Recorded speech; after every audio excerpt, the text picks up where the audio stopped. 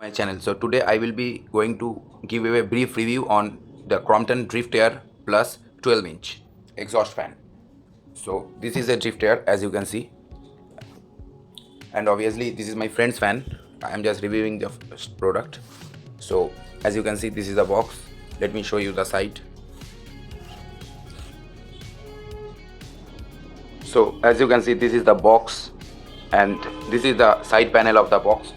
So let me show you where it is manufactured. So as you can see, this is the manufacturer's tag and this is made in Faridabad and this is 8/2024 product. The serial number this time is in a silver type color, as you can see, and whatever might be, everything is same.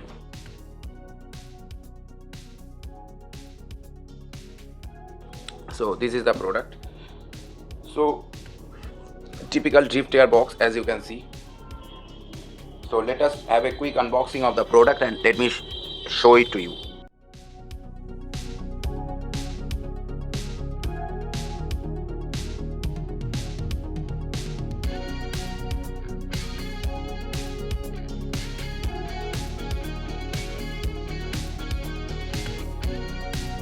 You can see this is the warranty card. So it comes with a 2-year warranty and typical Crompton warranty card, as you can see.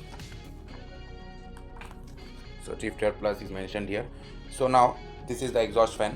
So as you can see, it's having a pretty small motor because it's a bush motor and not a double ball bearing. And this is a light duty fan.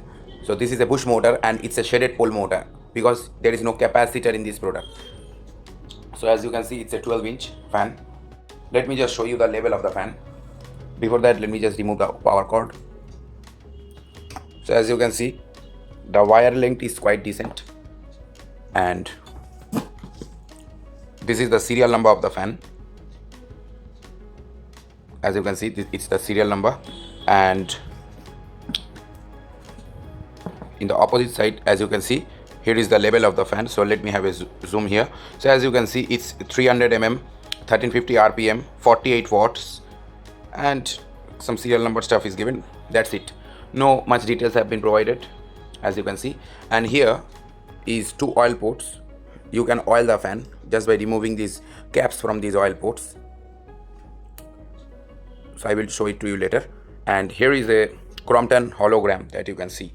So nice to see Crompton is providing their original hologram here. And the signature thing from Faridabad is the OK tested text on the frame. So this is the fan. Let me show you from the front. So this is the front side of the fan. As you can see, this is the front side and this is the blades. Crompton branding, removable bird screen, and the blade angles. Let me show you the blade angles. So the blade angles is not as much as that of the Trans Air. It is quite less in the terms of airflow, and obviously, as you can see, it's a light duty fan. It's not a medium duty like the Trans Air or the heavy duty like the HTEF ones. But my personal opinion is this one is slightly better than that of the Flux Air in terms of the 9-inch and the torque of the motor. Since the Flux Air is having the least torque, least powered motor, but this is the 9-inch variant of this Drift Air is slightly powerful than that of the Flux Air one. But both the fan are identical in anyways. Whatever might be, let me just turn on the product and let me show it to you.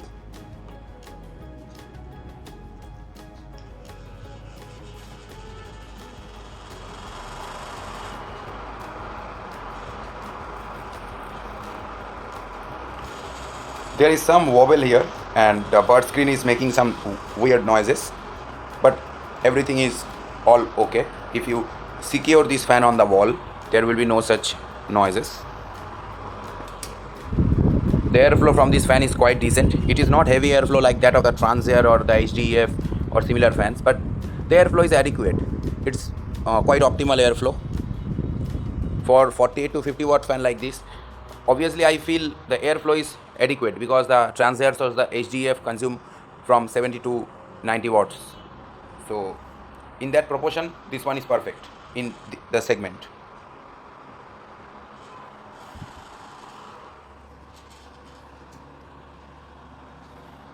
the fan is quite silent. It don't have any sound or those kind of air cutting noises or motor humming noises that is generally present in the Transairs or the HDF ones.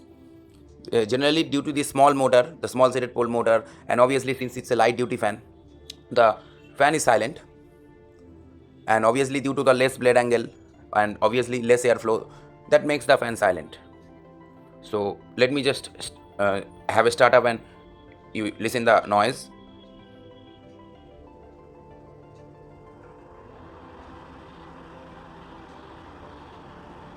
So as you can feel or hear, very low noise fan compared to the other products. So if you want to use this for a silent room like a bedroom or office, then it is okay, no issues regarding that. But it is not recommended for kitchen purpose, because the torque of the fan is not as that of the Transair, and if the fan gets gummed up by kitchen grease, then the fan will be absolutely useless, because the airflow will drop and the fan may jam due to very less torque. Show it to you how is the airflow without the bird screen.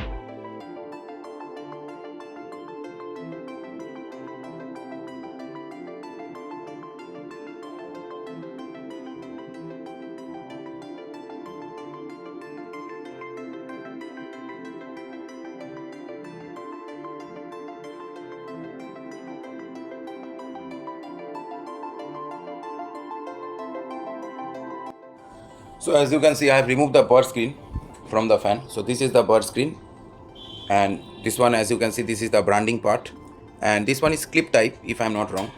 I feel the branding is any kind of clip type. Yes, it's like the medallion of the fans or similar type of thing, clip type. Previously this logo used to have a screw in the center, but whatever might be, since this is the cheapest metal exhaust fan, that's why all kind of cost cutting is available here.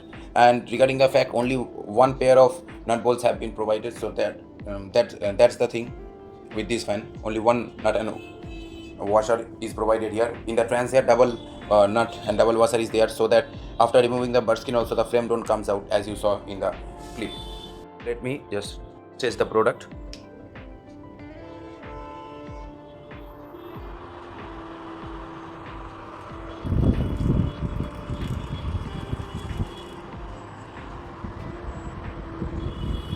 So the airflow from this fan is not bad. It's quite good airflow. My personal advice from this fan is I don't feel the airflow is sufficient for me, since I am a Transair guy. That's why I don't feel any proper satisfaction from this kind of exhaust fan. But if you consider for the price and for the silence or the noise level, then it is well considered.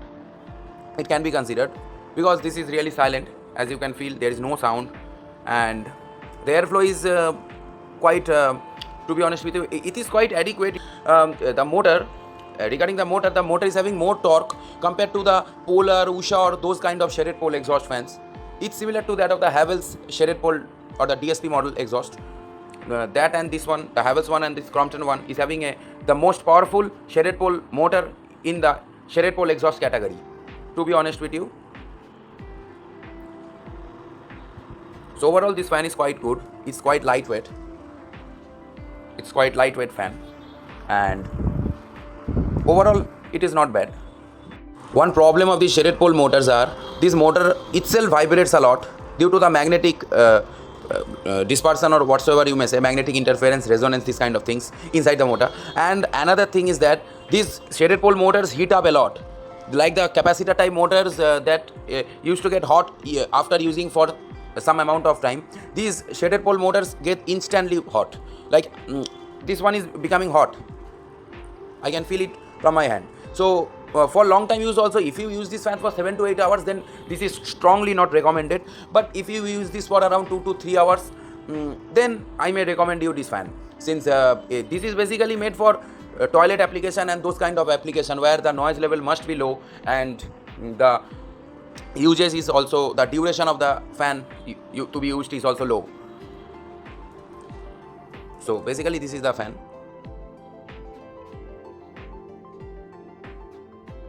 So let us have a quick disassembly and see how big is the rotor and what is the stator configuration provided by disassembling the motor itself. So let us have a quick teardown.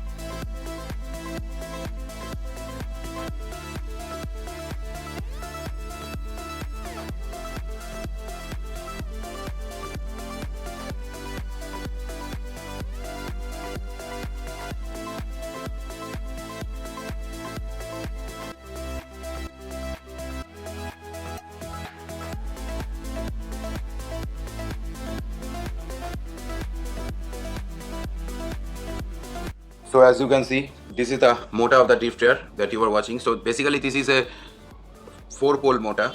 So 4-pole means the synchronous speed is 1500. So it runs around 1300 RPM. So with a 200 slip. So this is the motor. The winding is very premium, and the thing is that it's a copper winding and it's not an aluminum winding. As you can see, the motor is quite premium. It's not any cheap quality like the other brands motor. And this is the rotor. The rotor is really fat and it's quite big rotor that you are watching. So basically the front body or the shaft is not coming out due to the paint that is applied, the anti-corrosive paint. That's why the shaft is tucking. So if I want to remove it, I have to scratch off the paint from here, and then only I can straight away pull this thing and I can release it. But I can also forcefully pull it out, but the paint will get completely erased. So that's why I don't want to do it.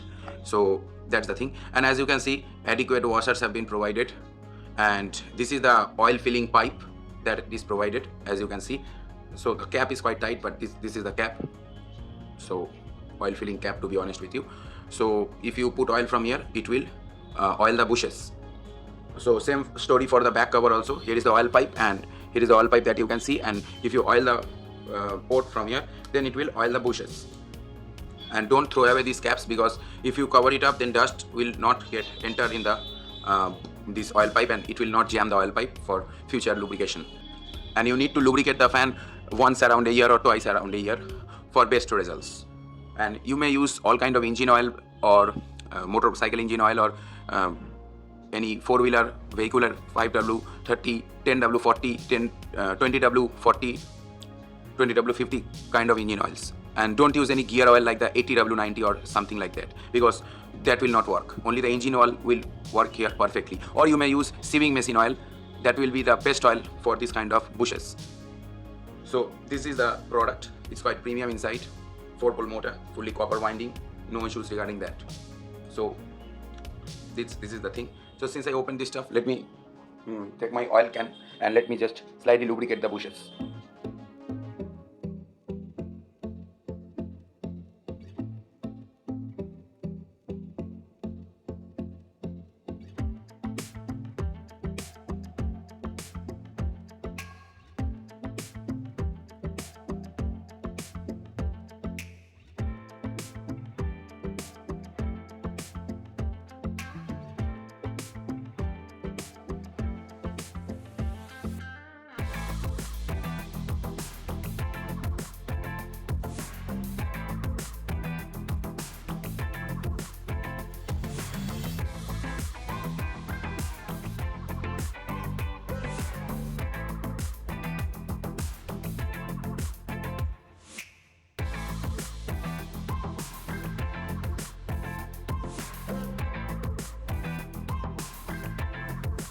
lubricated the bushes, and the bushes are really filled with good amount of oil. Some oil is leaking here and there. I will wipe it using a cloth.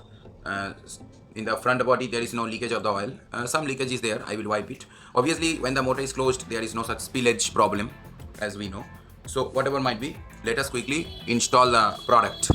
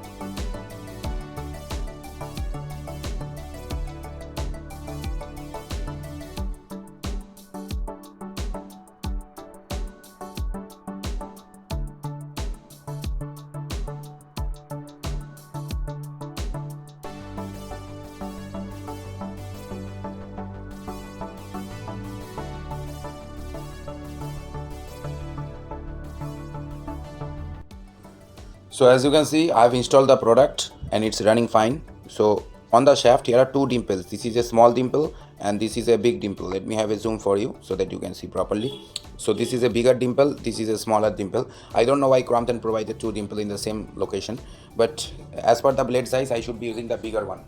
So let's just put the blade now. Before that let me show it to you. So it's running and there is no sound. So let us put the blade. So this is the blade. It is a hex screw type of screw, so you can use kind of spanner, the screwdriver type axial spanner.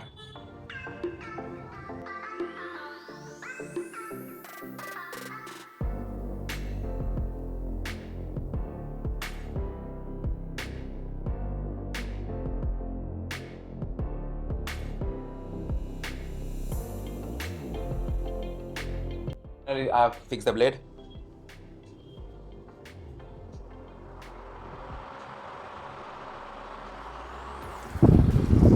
Some noises from the frame because of loose fit, but that's not an issue since loose fit. The airflow is quite good.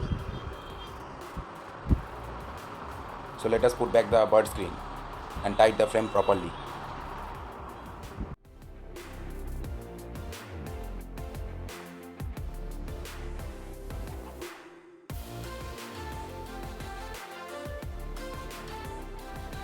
I have removed the plastic from here.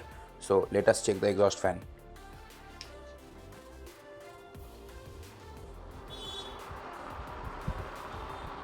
So it's quite silent. Even I have tightened all the 4 nuts. No vibrations, no nonsense noises. Silent performance. Only some vibration is there, but if you fix in the wall, you can avoid this vibration by securely mounting in the wall. Some basic instructions when you are fixing this kind of exhaust fans.